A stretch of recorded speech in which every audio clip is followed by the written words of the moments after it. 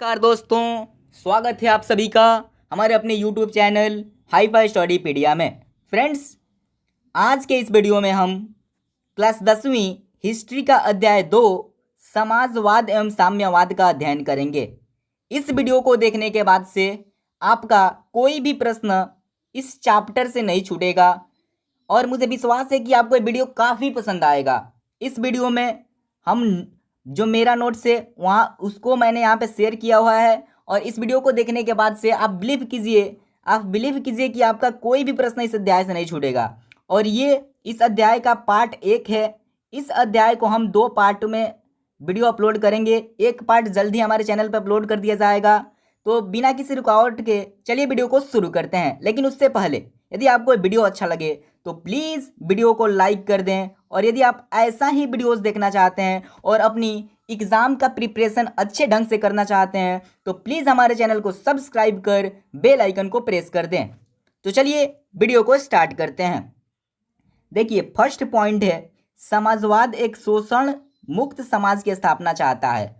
यानी समाजवाद जो है वो शोषण मुक्त समाज की स्थापना चाहता है। ये चाहता है कि जो हमारा समाज है वो शोषण मुक्त रहे, यानी हमारा समाज क्लीन हो जाए, यानी पूरा अच्छा हो जाए। यानी समाजवाद चाहता है कि हमारा समाज जो रहे वो शोषण मुक्त रहे। दूसरा पॉइंट है कि समाजवादी व्यवस्था में उत्पादन निजी लाभ के लिए न होकर पूरे समाज के लिए होता है। समाजवादी व्यवस्था जो है इसमें उत्पादन निजी लाभ के लिए, यानी कोई एक व्यक्ति इसमें लाभ नहीं कमा सकता बल्कि पूरे समाज की लाभ को इसमें देखा जाता है। यानी समाजवादी व्यवस्था में उत्पादन निजी लाभ के लिए न होकर पूरे समाज के लिए होता है। ये समाजवाद से संबंधित कुछ धाराएं थी, कुछ बातें थी जो मैंने आपको बताया। अब देखिए, ये काफ़ी इंपॉर्टेंट है। समाजवादी भावना का उदय मूलतः 19वीं शताब्दी में औद्योगिक क्रांति के फलस्वरूप हुआ था। समाजवादी भावना का उदय कब हुआ था? तो 19वीं शताब्दी में हुआ था। काफ़ी इंपॉर्टेंट है, ऑब्जेक्टिव प्रश्न में भी पूछा जा सकता है। और औद्योगिक क्रांति के फलस्वरूप हुआ था। अब एक बात हमें जानना है कि आखिर औद्योगिक क्रांति क्या होती है। तो औद्योगिक क्रांति मीन्स मशीनों के द्वारा वस्तुओं का उत्पादन करना औद्योगिक क्रांति कहलाता है। यानी जब मशीनों के द्वारा वस्तुओं का उत्पादन होने लगा तो उसे हम औद्योगिक क्रांति कहते हैं। चलिए नेक्स्ट टॉपिक को देखते हैं। धीरे धीरे आपका सब कुछ क्लियर हो जाएगा इस अध्याय से, और इस वीडियो को देखने के बाद से आपका ऑब्जेक्टिव प्रश्न तो क्लियर होगा ही साथ आप सब्जेक्टिव प्रश्न को भी बना दीजिएगा, सब्जेक्टिव प्रश्न भी आप सीख लीजिएगा। देखिए नेक्स्ट पॉइंट है, औद्योगिक क्रांति के कारण से पूंजीवादी भावना का विकास होने लगा। क्या यह बात सही है कि जो औद्योगिक क्रांति के फलस्वरूप पूंजीवादी भावना का विकास होने लगा? जी हाँ, औद्योगिक क्रांति के कारण पूंजीवादी भावना का विकास होने लगा। क्योंकि देखिए, औद्योगिक क्रांति मैंने आपको बताया कि मशीनों के द्वारा वस्तुओं का उत्पादन ही औद्योगिक क्रांति कहलाता है। तो औद्योगिक क्रांति हुई तो बड़े बड़े फैक्ट्रियां बनाई गई, और बड़े बड़े फैक्ट्रियां बनाने के फलस्वरूप कुछ लोगों ने उससे बहुत ज़्यादा मुनाफा हासिल किया। यानी वो अपना फैक्ट्री स्थापित किए और अपनी आमदनी करने लगे, और इसे ही हम पूंजीवादी भावना कहते हैं। यानी खुद से कमाई, माने खुद कमाई करना, यानी समाज के बारे में न सोचना। तो वही औद्योगिक क्रांति के फलस्वरूप काफ़ी लोगों ने, बहुत सारे लोगों ने खुद का कंपनी स्थापित करके खूब कमाई की, और वही पूंजीवादी भावना था। तो औद्योगिक क्रांति के कारण से पूंजीवादी भावना का विकास होने लगा। नेक्स्ट पॉइंट है कि औद्योगिक क्रांति के कारण से पूरा समाज 2 वर्गों में विभाजित हो गया। ये भी बात सही है। पहला वर्ग था पूंजीपति वर्ग, यानी जो कंपनी स्थापित किए थे वो, और दूसरा था श्रमिक वर्ग, यानी जो कंपनी में श्रमिक के रूप से कार्य करते थे वो। यानी औद्योगिक क्रांति के फलस्वरूप जब कंपनियां स्थापित हुई तो पूरा समाज 2 वर्गों में विभाजित हो गया, एक मालिक वाला वर्ग यानी पूंजीपति वर्ग, और एक श्रमिक वर्ग। ओके, चलते हैं नेक्स्ट पॉइंट की ओर। नेक्स्ट है कि ऐतिहासिक दृष्टि से आधुनिक समाजवाद का विभाजन 2 चरणों में किया जाता है। ऐतिहासिक दृष्टि से आधुनिक समाजवाद का विभाजन 2 चरणों में किया जाता है। फर्स्ट है मार्क्स से पूर्व का समाजवाद, जिसे यूटोपियन समाजवाद भी कहते हैं। काफ़ी इंपॉर्टेंट है, मार्क्स से पूर्व के समाजवाद को यूटोपियन समाजवाद कहते हैं। और दूसरा है मार्क्स से पश्चात का समाजवाद, यानी वैज्ञानिक समाजवाद। ओके, अब ये मार्क्स कौन है जी? मार्क्स यानी कार्ल मार्क्स एक व्यक्ति का नाम है। उनके जन्म से पहले के समाजवाद को हम मार्क्स से पूर्व का समाजवाद कहते हैं, या यूटोपियन समाजवाद कहते हैं। और कार्ल मार्क्स के जन्म के बाद के समाजवाद को मार्क्स के पश्चात का समाजवाद या वैज्ञानिक समाजवाद कहते हैं। ओके, आई थिंक आपको समझ में आ रहा है और वीडियो अच्छा लग रहा है तो प्लीज़ वीडियो को लाइक करते चलें। आगे हम कार्ल मार्क्स के बारे में काफ़ी ज़्यादा अध्ययन करने वाले हैं, उनके जीवनी को हम देखेंगे। लेकिन चलिए अभी आगे बढ़ते हैं। अब हमें यूटोपियन समाजवाद के बारे में जानना है। कुछ यूटोपियन समाजवाद के बारे में भी पढ़ लें तो अच्छा रहेगा। देखिए, यूटोपियन समाजवादियों की दृष्टि आदर्शवादी थी। अधिकतर यूटोपियन विचारक फ्रांसीसी थे। याद कीजिए, अधिकतर यूटोपियन विचारक जो थे, विचारक यानी समाजवादी, विचारक यानी समाजवादी, अधिकतर यूटोपियन समाजवादी फ्रांसीसी थे, फ्रांस के रहने वाले थे। ये क्रांति के बदले शांति पर विश्वास करते थे, यानी ये लड़ाई झगड़ा को ना पसंद कर शांति को पसंद करते थे। अर्थात ये वर्ग संघर्ष के बदले वर्ग समन्वय को उचित मानते थे। मैं कहूँगा कि आप इसे नोटबुक में नोट करते चलिए और बाद में आप एक दो बार इसे पढ़ लीजिएगा तो याद हो जाएगा। इसमें रटना कुछ नहीं है, बस समझना है। अब देखिए, अब यहाँ पे कुछ इम्पोर्टेंट है, आप इसे याद कर लीजिएगा। देखिए, कुछ प्रमुख यूटोपियन समाजवादी विचारक, यहाँ पे जो यूटोपियन की समाजवादियों के बारे में हमने अध्ययन किया उसमें कुछ प्रमुख यूटोपियन समाजवादी विचारक हैं। उनमें पहला नाम है सेंट साइमन जी का, दूसरा नाम है चार्ल्स फैरियर का, और तीसरा नाम है लुई बला का, और चौथा नाम है रॉबर्ट ओवन का। ये सेंट साइमन, चार्ल्स फैरियर और ये लुई बला तीनों जन जो हैं फ्रांस के रहने वाले हैं, लेकिन ये रॉबर्ट ओवन जो हैं वो इंग्लैंड के रहने वाले हैं। चलिए, रॉबर्ट ओवन के बारे में एक बात हमें जानना आवश्यक है, काफ़ी इंपॉर्टेंट है, ऑब्जेक्टिव में आपके एग्जाम में पूछा जा सकता है।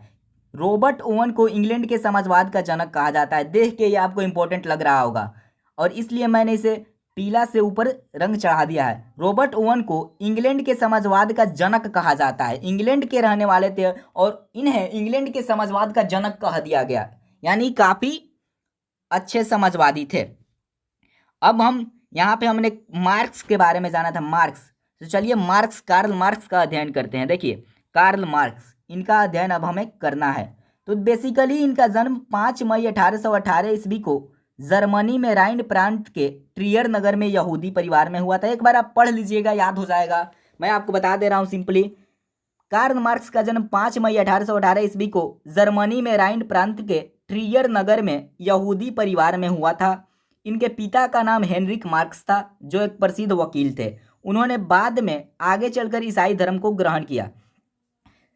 देखिए, समझिए, पहले ये यहूदी लोग थे, यानी इनकी फैमिली जो थी यहूदी थी, लेकिन बाद में आगे चलकर इन्होंने अपना धर्म परिवर्तित कर ईसाई धर्म को ग्रहण कर लिया। तो इस प्रकार हमने कार्ल मार्क्स के बारे में कुछ जाना। आगे इनके बारे में देखिए, मार्क्स ने बोन विश्वविद्यालय से विधि की शिक्षा ग्रहण की और फिर 1836 ईस्वी में बर्लिन विश्वविद्यालय चले गए। विधि की शिक्षा बोन विश्वविद्यालय से इन्होंने अध्ययन किया, यानी विधि की शिक्षा ग्रहण इन्होंने बोन विश्वविद्यालय से किया और फिर 1836 ईस्वी में इन्होंने बर्लिन विश्वविद्यालय चले गए। अब देखिए, यहाँ पे कुछ इंपॉर्टेंट है। 1843 में मार्क्स का विवाह जेनी के साथ हुआ। 1843 में मार्क्स ने जेनी से विवाह किया। आगे मार्क्स ने अपने मित्र एंगेल्स के साथ मिलकर 1848 ईस्वी में एक साम्यवादी घोषणा पत्र प्रकाशित किए, जिसे आधुनिक समाजवाद का जनक कहा जाता है, और इस घोषणा पत्र का नाम कम्युनिस्ट मैनिफेस्टो था। यहाँ पे इंपॉर्टेंट है, मार्क्स और उनके दोस्त एंगेल्स दोनों जन ने मिलकर 1848 ईस्वी में मार्क्स और उनके मित्र, याद कीजिए मेरे साथ साथ याद कीजिए, मार्क्स और उनके मित्र एंगेल्स दोनों जन मिलकर 1848 ईस्वी में एक घोषणा पत्र प्रकाशित किए, साम्यवादी घोषणा पत्र प्रकाशित किए, जिसे आधुनिक समाजवाद का जनक कहा जाता है। जो उन्होंने घोषणा पत्र जो बनाया उसे आधुनिक समाजवाद का जनक कहा जाता है। इस घोषणा पत्र का नाम कम्युनिस्ट मैनिफेस्टो है। याद कीजिए, इस घोषणा पत्र का नाम है कम्युनिस्ट मैनिफेस्टो। ऑब्जेक्टिव में पूछा जा सकता है कि कम्युनिस्ट मैनिफेस्टो नामक घोषणा पत्र को किसने तैयार किया? तो मार्क्स और उनके मित्र एंगेल्स ने। कब तैयार किया? 1848 ईस्वी में। आगे देखिए, आगे चलकर मार्क्स ने 1867 ईस्वी में दास कैपिटल नामक पुस्तक लिखी, जिसे समाजवादियों का बाइबिल कहा जाता है। ये तो ग्रेट प्रश्न है जी, ऑब्जेक्टिव में तो पूछा ही जाएगा। देखिए, आपसे ऑब्जेक्टिव में पूछा जा सकता है कि दास कैपिटल नामक पुस्तक की रचना किसने की, तो कार्ल मार्क्स ने। कब की? 1867 ईस्वी में। याद कर लीजिएगा, एक बार आप अपने कॉपी में लिख लीजिए और 2-3 बार देख लीजिएगा तो आपको याद हो जाएगा। देखिए, कार्ल मार्क्स की मृत्यु 1883 ईस्वी में हो गई। इनकी मृत्यु 1883 ईस्वी में हो गई। इस प्रकार हमने कार्ल मार्क्स से संबंधित कुछ उनके जीवनी को जाना। इसी बीच इन्होंने और भी कई कार्य किए, यानी उसमें से एक प्रमुख कार्य इनका है प्रथम अंतर्राष्ट्रीय संघ की स्थापना। ये जो प्रथम अंतर्राष्ट्रीय संघ के बारे में हम जा रहे हैं पढ़ने, इसकी स्थापना मार्क्स ने ही की थी। कार्ल मार्क्स ने ही प्रथम अंतर्राष्ट्रीय संघ की स्थापना की थी। चलिए इसे हम देख लेते हैं।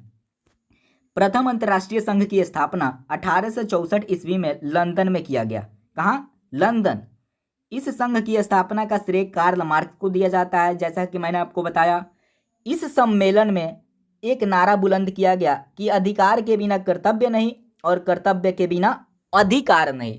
यानी यदि आपसे पूछा जाए कि अधिकार के बिना कर्तव्य नहीं और कर्तव्य के बिना अधिकार नहीं नामक नारा कहाँ बुलंद किया गया, यानी कहाँ से शुरू किया गया, तो प्रथम अंतर्राष्ट्रीय संघ से। याद कर लीजिए, काफी इंपॉर्टेंट है। आगे बढ़ते हैं। प्रथम अंतर्राष्ट्रीय संघ हम यहाँ पे पढ़े तो शायद मैं यहीं पे आपको द्वितीय अंतर्राष्ट्रीय संघ के बारे में बता दूं तो अच्छा रहेगा, लेकिन द्वितीय अंतर्राष्ट्रीय संघ में कार्ल मार्क्स का कोई योगदान नहीं है। इस समय जब द्वितीय अंतर्राष्ट्रीय संघ हुई तो कार्ल मार्क्स नहीं थे, वो मर चुके थे, तो मार्क्स का इसमें कोई योगदान नहीं है। लेकिन फिर भी हम द्वितीय अंतर्राष्ट्रीय संघ के बारे में जान ले तो अच्छा रहेगा। देखिए, द्वितीय अंतर्राष्ट्रीय संघ क्या था? विभिन्न देशों के समाजवादी दलों को एक अंतर्राष्ट्रीय संगठन के तहत सूत्रबद्ध करने के लिए 14 जुलाई 1889 को पेरिस में एक सम्मेलन हुआ, जिसमें 20 देशों के 400 प्रतिनिधियों ने भाग लिया। इसे द्वितीय अंतर्राष्ट्रीय संघ के नाम से जाना जाता है। यानी सभी विभिन्न देशों के समाजवादी दलों को एक अंतर्राष्ट्रीय संगठन के तहत सूत्रबद्ध करने के लिए, यानी एक अंतर्राष्ट्रीय संगठन के तहत बांधने के लिए, एक जगह पे लाने के लिए 14 जुलाई 1889 को, कब? 14 जुलाई 1889 को पेरिस में, कहाँ? पेरिस में एक सम्मेलन बुलाया गया, यानी जहां विभिन्न देशों के समाजवादी लोग आए। उस सम्मेलन मीन्स एक सम्मेलन बुलाया गया जिसमें विभिन्न देशों के समाजवादी आए थे, जिसमें देखिए, अब देखिए, जिसमें 20 देशों के 400 प्रतिनिधियों ने भाग लिया। इसे द्वितीय अंतर्राष्ट्रीय संघ के नाम से जाना जाता है। बेसिकली अब द्वितीय अंतर्राष्ट्रीय संघ के बारे में जान ही गए। इसमें यही इंपॉर्टेंट है कि द्वितीय अंतर्राष्ट्रीय संघ कब हुआ था, तो 14 जुलाई 1889 को। कहाँ हुआ था? पेरिस में हुआ था। ओके, यही दो इंपॉर्टेंट इसमें है। अब देखिए, ये भी काफी इंपॉर्टेंट है कि द्वितीय अंतर्राष्ट्रीय संघ में 1 मई को मजदूर दिवस मनाने का आदेश दिया गया। द्वितीय अंतर्राष्ट्रीय संघ हुआ तो उसमें मजदूरों के लिए कुछ किया गया, यानी मजदूरों के लिए कुछ ऐलान किया गया, और वहीं यह बात भी, यह घोषणा किया गया कि द्वितीय 1 मई को मजदूर दिवस मनाया जाएगा। बेसिकली हम लोग 1 मई को मजदूर दिवस मनाते हैं, और यह बात द्वितीय अंतर्राष्ट्रीय संघ के द्वारा निर्णय किया गया। ठीक है, द्वितीय अंतर्राष्ट्रीय संघ में ही 1 मई को मजदूर दिवस मनाने का निर्णय किया गया। इसका सचिवालय ब्रुसेल्स में स्थापित किया गया है। द्वितीय अंतर्राष्ट्रीय संघ का सचिवालय जो है ब्रुसेल्स में है, ब्रुसेल्स में है। याद कर लीजिए, काफी इंपॉर्टेंट है। तो बेसिकली इस वीडियो में हमने समाजवाद एवं साम्यवाद से संबंधित कुछ पॉइंट्स के बारे में जाना। आई थिंक इस वीडियो को देखने के बाद से आपका कोई भी प्रश्न इस अध्याय से नहीं छूटेगा। ये समाजवाद एवं साम्यवाद का पार्ट 1 था। जल्द ही इस चैनल पे पार्ट 2 अपलोड कर दिया जाएगा, जिसमें हम बोल्शेविक क्रांति का अध्ययन करेंगे। बोल्शेविक क्रांति का अध्ययन करेंगे। ये काफ़ी इंपॉर्टेंट टॉपिक है, यानी रूसी क्रांति का अध्ययन करेंगे। तो इस चैनल के साथ बने रहिए, जल्द ही आपको वो पार्ट आपको दे दिया जाएगा। सो प्लीज़, यदि आपको वीडियो अच्छा लगा तो प्लीज़ वीडियो को लाइक कर दें, ज़्यादा से ज़्यादा अपने दोस्तों के साथ शेयर करें, और ऐसे ही वीडियोस देखना चाहते हैं तो हमारे चैनल को सब्सक्राइब कर बेल आइकन को प्रेस कर दें। मिलते हैं आपसे एक नए वीडियो में नए टॉपिक के साथ। तब तक के लिए जय हिंद, वंदे मातरम।